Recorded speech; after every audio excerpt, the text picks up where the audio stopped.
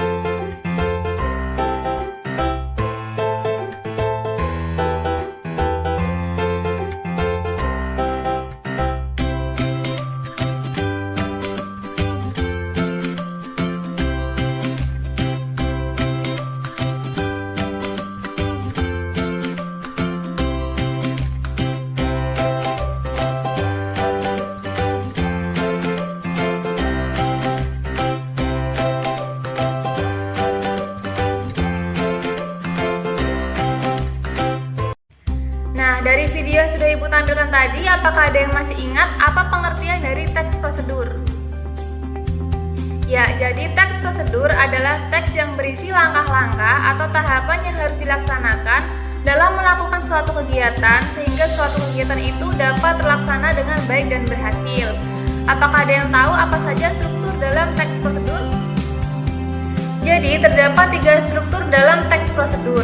Yang pertama ada bagian tujuan, yaitu berisi tujuan dibuatnya teks prosedur tersebut atau hasil akhir yang akan diperoleh. Biasanya bisa berupa judul, contohnya cara mengurus surat izin mengemudi, seperti itu.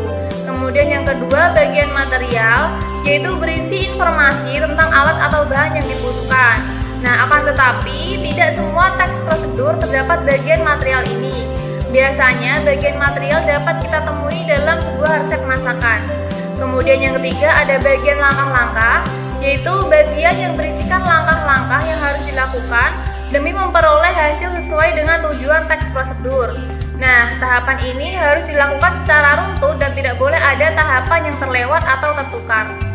Yang selanjutnya, aspek kebahasaan dalam teks prosedur. Terdapat beberapa aspek kebahasaan dalam teks prosedur. Yang pertama ada kalimat imperatif, yaitu kalimat yang mengandung perintah. Fungsinya ialah untuk meminta atau melarang seseorang untuk melakukan sesuatu. Kemudian yang kedua ada kalimat deklaratif, yaitu kalimat yang berisi pernyataan. Fungsinya ialah untuk memberikan informasi atau berita tentang sesuatu. Kemudian yang ketiga ada kalimat interrogatif, yaitu kalimat yang berisi pertanyaan. Fungsinya ialah untuk meminta informasi tentang sesuatu. Kemudian yang keempat ada konjungsi temporal.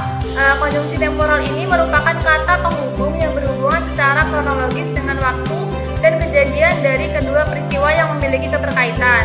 Misalnya setelah ini, kemudian, lalu, sudah itu, nah seperti itu. Yang kelima, verba material dan tingkah laku. Verba material adalah perbuatan yang mengacu pada tindakan, misalnya masukkan air ke dalam wadah.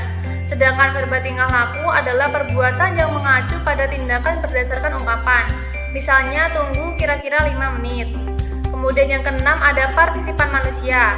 Partisipan manusia adalah mempartisipasi atau mengikut sertakan manusia dalam tulisan tersebut untuk membantu langkah-langkah dalam teks prosedur. Kemudian yang terakhir ada bilangan penanda. Bilangan penanda adalah bilangan yang mengurutkan langkah-langkah pada tulisan yang terdapat dalam teks prosedur. Nah, itu tadi penjelasan tentang materi kita hari ini. Apakah semua sudah paham? Sudah paham semua ya? Selanjutnya Ibu akan memberikan kalian tugas. Ibu minta kalian membuat kelompok masing-masing terdiri dari 3 orang. Kemudian setiap kelompok membuat contoh teks prosedur dengan memperhatikan pola pengembangan struktur dan aspek kebahasaan yang terdapat dalam teks prosedur. Kemudian tugas ini bisa dikumpulkan di pertemuan berikutnya, sekaligus kita akan membahas tentang teks eksposisi. Semua sudah paham tentang tugasnya? Jika sudah, Ibu akan mengakhiri pembelajaran kita hari ini. Terima kasih atas perhatian kalian. Jangan lupa belajar dan jangan lupa jaga kesehatan. Sekian, wassalamualaikum warahmatullahi wabarakatuh.